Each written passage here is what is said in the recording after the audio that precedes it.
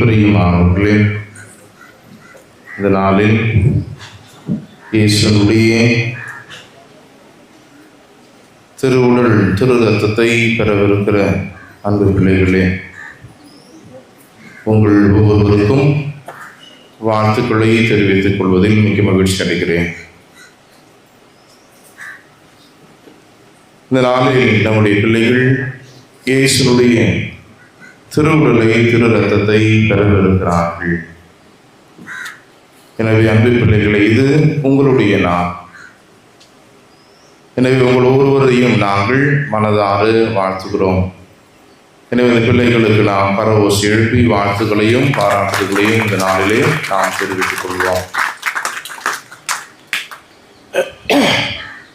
மனிதர்களாகி நாம் எல்லோரும் வாழ்வதற்கு உணவு அவசியமாக இருக்கிறது.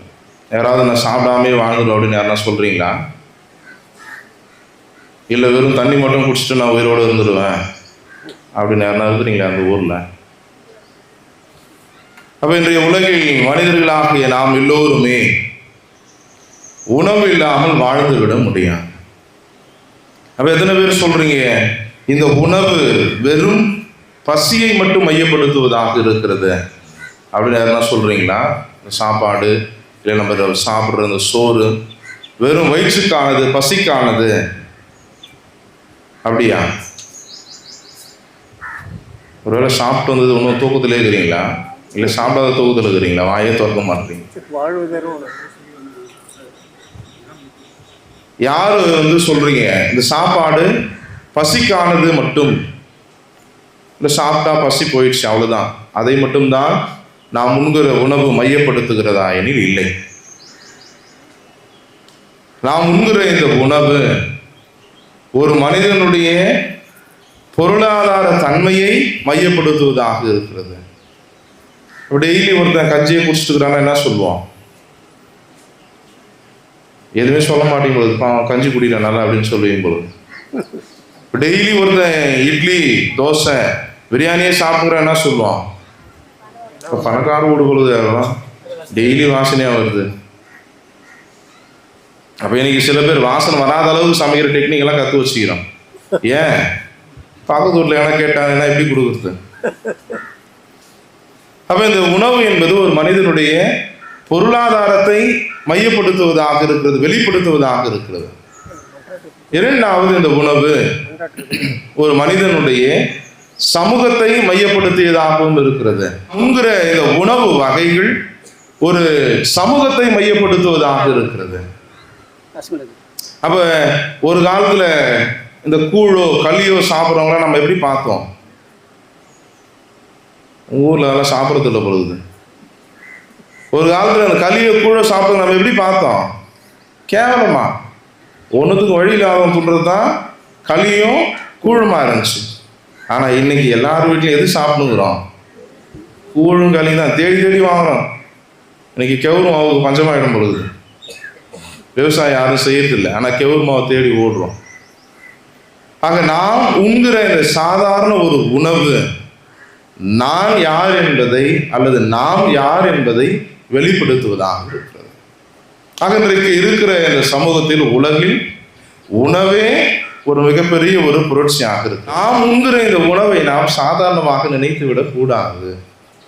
இதை வயிற்றுக்காக சாப்பிட்றோம், எல்லாத்துக்காக சாப்பிட்றோம்.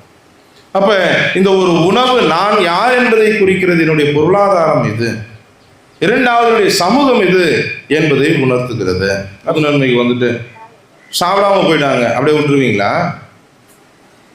ஒருத்தருக்கு வழி கட்டாயமா கையை பிடிச்சி இழுக்கிறோம், சாப்பிடு சாப்பிடுன்னு, வேணாம் வேணான்னு போறாரு, என்ன பண்ணுவீங்க? விட்டுருவீங்களா? சரி, அப்படியே விட்டீங்க, கோச்சினே போயிட்டார், என்ன பண்ணுவீங்க? போட்டேன் இப்போ சோறு மிச்சனை விடுவீங்க? என்ன பண்ணுவோம்? நம்ம சண்டை போடுவோம். ஏன் சாப்பிடல? ஏன் எங்கள் வீட்டில் சாப்பிடாம போகிறேன்? அப்போ ஒருவருடைய வீட்டில் நாம் உணவு உண்ணவில்லை எனில் அது எதை குறிக்கிறது? அவர்களோடு உறவு இல்லை. அப்புறம் வீட்டில் நம்ம கிராமத்தில் நம்ம வழக்கத்தில் என்ன சொல்கிறோம்? கை நினச்சிட்டு போங்கள. அப்போ இந்த உணவு என்பது உறவையும் குறிப்பதாக இருக்கிறது. சில நேரத்தில் நம்ம எல்லாரும் வீட்லையும் சாப்பிட மாட்டோம், எல்லாரும் கூட நம்ம சாப்பிட மாட்டோம். அப்போ இந்த உணவு உறவை குறிப்பதாக இருக்கிறது.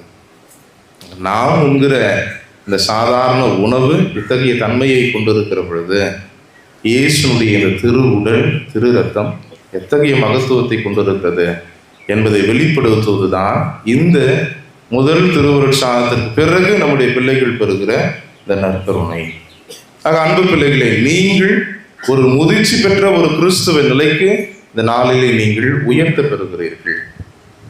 ஆக இன்றைக்கு அப்பா அம்மாலாம் பெரியவங்களாம் சொல்லுங்க பார்ப்போம். வழக்கமாக நான் பூசையில் பார்ப்பேன், இந்த கை குழந்தைய வச்சுக்கிட்டு அம்மாலாம் நன்மை வாங்கிட்டு அப்புறம் படுற பாடு இருக்குதே, மிகப்பெரிய பாடாக இருக்கும். நன்மை வாங்கிட்ட உடனே குழந்தை என்ன பண்ணும்? உங்கள் ஊரில் யாரையும் குழந்தை கூட்டின்னு வர மாட்டேங்க, வீட்டில் விட்டு வந்துடுவீங்களா? கூட்டின்னு வந்து என்ன பண்ணும் குழந்தை? நன்மை வாங்கிட்ட உடனே வாயுவில் விடும், அம்மா பல்லு வலிக்குதான்னு பார்க்கும் பொழுது. அப்போ நம்ம என்ன சொல்லுவோம் குழந்தைகிட்ட? ஓடு கையெடு. அப்போ குழந்தை கேட்காது, இன்னான்னு கேட்க. நம்ம என்ன சொல்லுவோம்? எதுவுமே சொல்ல மாட்டேங்குது, அடிப்பீங்க பொழுது. குழந்தை அது என்னான்னு கேட்க, என்னான்னு சொல்லுவீங்க? அடா என்னான்னு சொல்லுவீங்கன்னு கேட்குறேன். இயேசுவின் திருவுடல்னு சொல்றீங்களா? என்னான்னு சொல்லுவோம்? நன்மை. நன்மைன்னு சொன்னோடனே குழந்தை திருப்பி கேட்கும், நன்மைன்னா என்ன பதில் சொல்லுவீங்க? பதில் சொல்ல தெரியாது, தெரிஞ்சாதானே சொல்றதுக்கு. 3 முறை போனா அடிக்கிறது. அப்ப அந்த இயேசுடைய இந்த திரு உடல் திரு ரத்தம், அதுக்கு பேர் நம்ம சாதாரண நடைமுறை வாழ்க்கையில் வைப்பது நன்மை. அப்ப அது நன்மையே நிறைந்ததாக இருக்கிறது. கடவுள் நன்மை நிறைந்தவராக இருக்கிறார். கடவுளுடைய முகம் நன்மை தனமானதாக இருக்கிறது.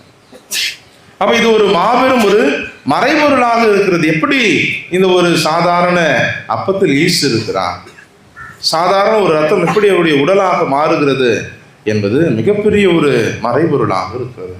இப்போ பசங்களுக்கு ஒரு கேள்வி கேட்கலாம். நற்கருணை ஏற்படுத்துது யார்? எதுக்கு ஏற்படுத்தினா? அவருக்கு தான் தெரியும். எதுக்கு இயேசு நற்கருணை ஏற்படுத்தினா? புரியல. என்னது? இறை மக்களை சொல்லு, தெரிஞ்சதை சொல்லு, புக்ல இருக்கு சொல்ல வேணாம். இறை மக்களின் ஆன்ம உணவாகவும் தம்முடைய பாடுகள் இறப்பு உயிர்ப்பு இணைவாகவும் தம்முடன் இருப்பதை உணர்த்தும் அருளடையாளமாகவும் இயேசு நற்கருணை ஏற்படுத்தினார். வெரி குட், கை தட்டும். Very good, good. எல்லாத்தையும் முக்கியமா கடைசியா இருக்கிற வார்த்தை தான் முக்கியம். தன்னுடைய உடனிருப்பை அவர் வெளிப்படுத்த. அப்ப நீங்க இங்க இருக்கிற எல்லாருமே சொல்லுங்க பார்ப்போம். ஒருவேளை அப்பா அம்மா நமக்கு சமைச்சு தர உணவுல பாசம் இல்லை அப்படின்னு யாருன்னா சொல்றீங்களா? அப்பா அம்மா வாங்கி தர பொருள்ல பாசம் இல்லை அப்படின்னு யாருன்னா சொல்லுவீங்க? சண்டை வேணா போடுவீங்க, குழம்புல உப்பு இல்லை, காரம் இல்லை, அது இல்லை, இது இல்லை. ஆனால் பாசம் இல்லைன்னு சொல்லிட முடியாது. எப்படி அந்த உணவிலிருந்து நாம் பாசத்தை இல்லை என பிரிக்க முடியாதோ, அது ஒரு மறைபொருள் தான். அதை போலத்தான் இயேசு இந்த அப்பத்திலும் ரசத்திலும் பொதிந்திருப்பதை நம்ம பிரித்து விட முடியாது, புரிந்து கொள்ள முடியாது, எடுத்து விட முடியாது. அன்புக்குரியவர்களே, இந்த நாளிலே இந்த பிள்ளைகள் இந்த இயேசுனுடைய திருவுடல் திரு ரத்தத்தை பெறுகிற பொழுது, இதை நான் பெறுவதால் நான் யார் என சொல்லப்படுகிறேன்? நான் கிறிஸ்துவர் என சொல்லப்படுகிறேன். என்னுடைய விசுவாசம் எதுவென சொல்லப்படுகிறது? நன்மை எடுப்பதனால் நான் எப்படிப்பட்டவன் என்பதை இந்த திருவருட் சாதனம் எனக்கு உணர்த்துகிறது. இரண்டாவது, இந்த திருவருட் சாதனத்தை பெறுகிற பொழுது நான் கிறிஸ்துவ சமூகத்தை சார்ந்தவன். நாம் கிறிஸ்து அவனாக கிறிஸ்து அவளாக வாழ அழைக்கப்படுகிறோம் என்பதை உணர்த்துவதாக இந்த திருவருட் சாதனம் இருக்கிறது. மூன்றாவது, கடவுளோடும் நம்மோடும் சக மனிதரோடும் இந்த திருவருட் சாதனம் இணைப்பதாக இருக்கிறது. உறவினுடைய ஒரு பாலமாக, ஒற்றுமையுடைய சின்னமாக இருக்கிறது. சின்ன பசங்க சின்ன குரூப்ல படிச்சிங்களா? படிச்சோம். 8வது கேள்வி என்ன? ஏன் கடவுள் சக மனிதரை படைத்தார்? மனிதனை எதற்காக படைத்தார்? சரி, வேணா, அது மிகப்பெரிய ஒரு 7 லைன் வார்த்தை ஆன்சர், அதனால தெரியாது. அவ கடவுள் எதற்காக மனிதனை படைத்தார்?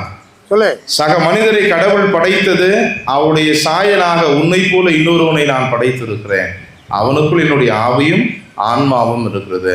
அவனோடு நாம் நட்புறவு கொள்ளவும் ஒன்றித்திருக்கவும் மன்னிப்பு வழங்கவும் கடவுள் சக மனிதரை படைத்திருக்கிறார். அன்புக்குரியவர்களே, இந்த திருவருட் சாதனத்தை நாம் தகுதியான முறையில் பெற வேண்டும் என்பதனால்தான் அருள் அடையாளங்கள் எத்தனை? 5வது அருள் அடையாளம் என்ன? ஒப்புரவு. ஒப்புரவு அருள் அடையாளத்தை கடவுள் நமக்கு வழங்கியிருக்கிறார். ஆக இந்த நற்கருணையை நாம் தகுதியான முறையில் உண்ணவோ அல்லது கடவுளோடு உடன்படிக்கையை செய்து கொள்ளவோ சக மனிதரோடு நாம் இணைப்பான ஒரு உறவை மேம்படுத்தவோ கடவுள் நமக்கு ஒப்புரவு அருள் சாதனத்தை நமக்கு வழங்கியிருக்கிறார். அது பிள்ளைகிட்ட கடைசியா கேள்வி, இதுவரைக்கும் நீங்க எத்தனை திருவருள் சாதனம் வாங்கியிருக்கிறீங்க? 1 2? என்னது 2? என்னது? திருமுழுக்கு. இது வரைக்கும் வாங்கினது திருமுழுக்கு தான். இதுக்கப்புறம் தான் ஒப்புரவு வாங்க போறீங்க. ஒப்புரவு பண்ணிட்டாங்க.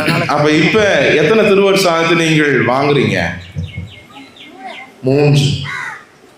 எத்தனை பேர் 7 திருவருள் சாதனம் வாங்கணும்னு ஆசையாகுது? 7 திருவருள் சாதனம் வாங்கணும் ஆசையாகுதா? அந்த ஆசை இருக்கக்கூடாது. 6 திருவருள் சாதனங்கள் வாங்குவதற்காக ஆசைப்பட வேண்டும். அன்பு பிள்ளைகளே, இந்த நாளை நீங்கள் 3 திருவருள் சாதனங்களுக்குள் உட்புகுத்தப்படுத்த இருக்கிறீர்கள். ஆக இன்றைய நாளிலிருந்து எப்பொழுதெல்லாம் தவறுகள் செய்கிறீர்களோ, பாவங்கள் செய்கிறீர்களோ, இயேசு இந்த உடலை தகுதியான முறையில் உட்கொள்வதற்கு நீங்கள் ஒப்புரவு அருள் சாதனம் செய்ய ஆசைப்படுபவர்களாக நீங்கள் இருக்க வேண்டும். ஒப்புரவு அருள் சாதனத்தின் மூலமாக கடவுளோடும் அயலாரோடும் உறவை மேம்படுத்திக் கொள்ளக்கூடிய ஒரு நல் பிள்ளைகளாக நீங்கள் வளர வேண்டும், வாழ வேண்டும். என் அன்புக்குரியவர்களே, இந்த நாளில் இந்த பிள்ளைகளுக்காகவும் இவர்கள் பெறவிருக்கிற இந்த திருவருட் சாதனத்திற்காகவும் ஜெபிக்கிற வேளையில் நாமும் நம்முடைய வாழ்வையும் நாம் நற்கருணையை உட்கொள்கிற அந்த விதத்தையும் நம்முடைய உறவுகளையும் எப்படிப்பட்டதாக இருக்கிறது என்பதை உணர்ந்து இயேசுவின் திருவுடலை திரு ரத்தம் பெறுகிற பிள்ளைகளுக்காய் ஜெபிப்போம். நாமும் இயேசுவாய் மாறுவதற்காய் ஆசைப்படுவோம். இறைவன் நம்மை தொடர்ந்து ஆசீர்வதிக்கட்டும்.